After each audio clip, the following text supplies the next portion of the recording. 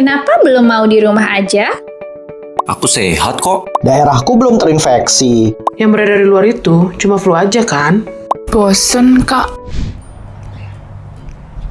Silvi, kamu nggak kemana-mana kan weekend ini?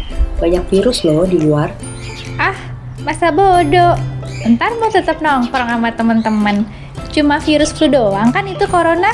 Hei, jangan salah. Virus corona ini bukan sembarang flu. Bener kan, Mas? Bener banget apa kata Ranisil. Virus corona itu namanya aja yang keren, tapi ternyata bahaya banget. Coba kamu perhatiin deh, orang yang paru-parunya sehat, kalau udah terinfeksi virus ini, beberapa hari kemudian paru-parunya bisa putih kayak gini. Nah, putih itu tandanya paru-parunya udah rusak. Kalau rusaknya udah sebanyak ini, maka kemampuan paru-paru buat menukar karbon dioksida menjadi oksigen menurun drastis. Terus, si penderita corona bisa berakhir gagal nafas.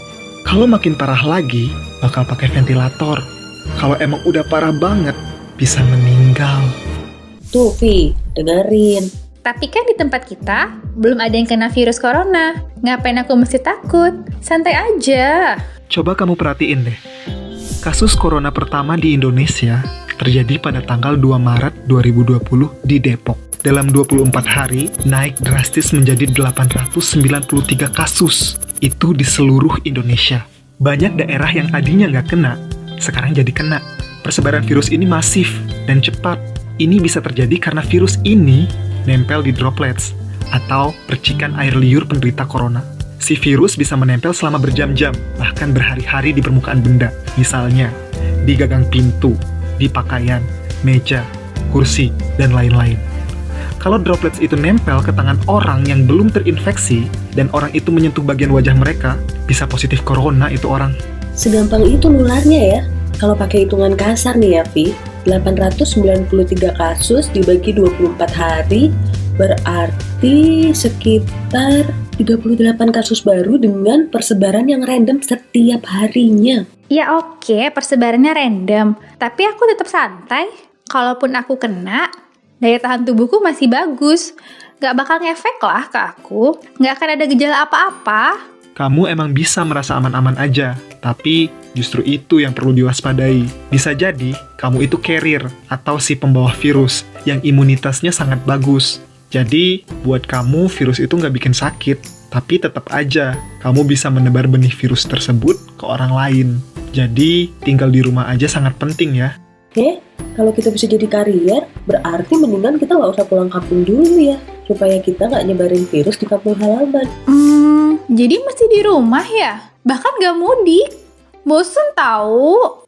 Ya elah, Vi, kapan lagi rebahan di rumah aja bisa menyelamatkan Indonesia? Nanti ya, kalau kita udah tua, bisa tuh kita bilang ke anak cucu dengan bangga, "Cuk, dulu nenek ini pahlawan loh, karena nenek hobi rebahan."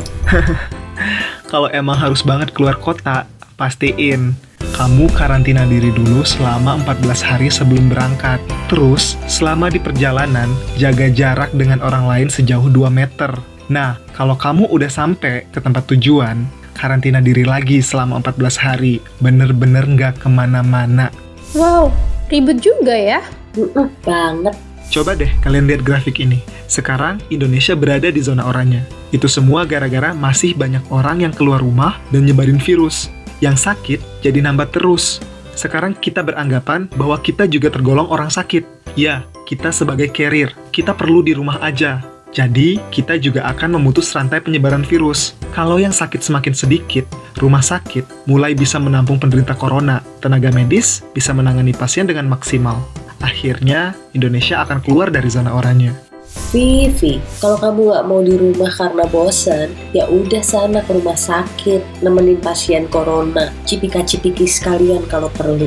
Ya nggak gitu juga kali, Ran. Ya kamu sih, dibilangin malah bikin kesel. Sekarang kamu udah mulai paham kan pentingnya di rumah aja? Iya, Ran. Cuman gimana dong buat orang yang memang harus bekerja? Kan mereka juga perlu uang buat makan. Nah, itulah gunanya jaga jarak selama kamu di luar rumah dan di tempat kerja. Setidaknya 2 meter, biar si virus corona ini nggak bisa hinggap di tubuh kamu. Misalnya, Kalau kamu harus naik kendaraan umum, jaga jarak kamu dengan orang lain. Kalau harus ngantri, jaga jarak juga sejauh 2 meter. Jangan dempetan. Oh iya mas, itu aku baca-baca di grup WA. Yang juga penting, cuci tangan sesuai ketentuan WHO dengan sabun dan air mengalir selama 20 detik agar virusnya hilang. Benar kan?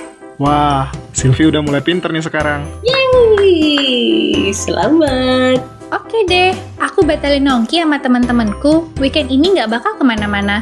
Makasih ya penjelasannya, aku jadi paham sekarang. Mari kita ambil peran untuk ikut melawan virus corona. Sebisa mungkin di rumah aja.